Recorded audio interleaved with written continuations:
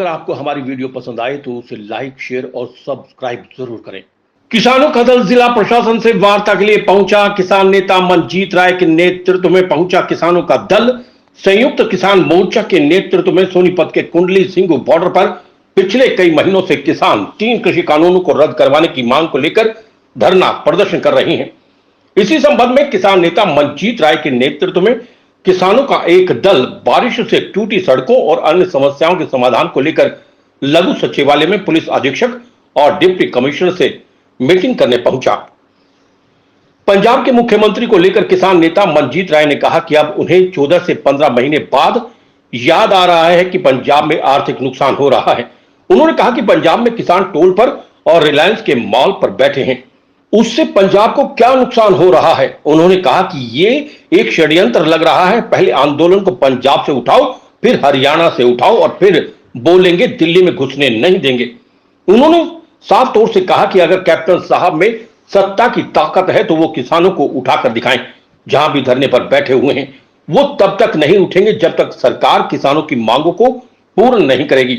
किसान नेता मनजीत राय के नेतृत्व में सोनीपत जिला प्रशासन से वार्ता के लिए किसानों का दल पहुंचा। जो किसान कुंडली सिंगू बॉर्डर पर बैठे हुए हैं वहां पर किसानों को समस्याएं आ रही हैं। कुछ जगह पर सड़क में गड्ढे बन चुके हैं, बारिश के कारण रोड टूट चुके हैं, कई समस्याएं हैं। प्रशासन से बातचीत करने के लिए आए हैं। किसानों को विश्वास है कि प्रशासन समस्या का समाधान अवश्य करेगा। किसान नेता मनजीत राय ने कहा कि किसानों ने यह कानून नहीं मांगे थे जो रिपोर्ट मांग रहे हैं। वो जाकर देश के प्रधानमंत्री से मिलें और उनको कहें कि एमएसपी और कृषि कानूनों का समाधान करें। यहाँ किसान अपनी मर्जी से नहीं बैठे हैं। देखिए, जो कैप्टन साहब बोल रहे हैं कि अब 14 महीने 15 महीने के बाद उनको यह याद आया कि आर्थिक चोट पहुंच रही है और डेवलपमेंट पे इसका असर जाएगा। तो हमको ये लग रहा है कहीं ना कहीं कि ये नरेंद्र मोदी जी की तो वाणी नहीं बोल रहे हैं, उनका कहा तो नहीं मान रहे कि। तो ये हमने तो किसी को रोका नहीं, केवल टोल प्लाजे वहाँ रुके हुए हैं, टोलों पे बैठे हैं साथी हमारे, और जो रिलायंस के मॉल हैं उनके आगे बैठे हैं। तो उनसे इनको कितनी आमदन होती है ये बताएं, तो उनसे क्या डेवलपमेंट रुकती है। तो ये जो लग रहा है ये षड्यंत्र रचा जा रहा है कि आंदोलन को पहले पंजाब से उठाओ, फिर हरियाणा से उठाओ, फिर बोलेंगे दिल्ली घुसने नहीं देंगे। तो ये हो नहीं पाएगा।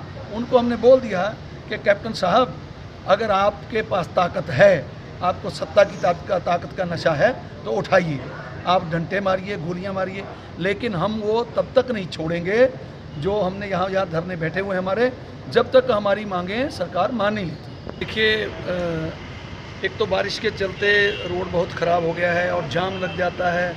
लोकल लोगों की कुछ समस्याएं हैं और हमारे आंदोलन के जितने साथी वहाँ बैठे उनकी समस्याएं हैं।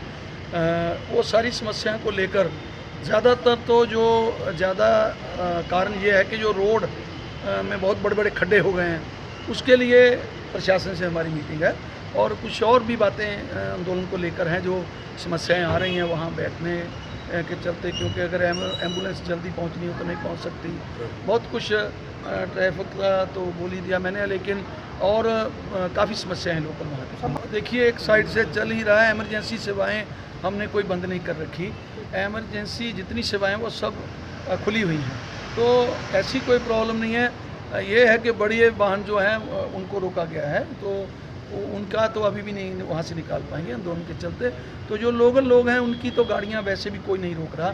हम ये इनको ये ज़रूर बोलेंगे कि जो दिल्ली जाने वाले हैं, जो कुछ लोग एयरपोर्ट जाते हैं या दिल्ली के अंदर सर्विस करते हैं, तो उनको को बाहर से रूट दिया जाए ताकि वहाँ जाम ना लगे।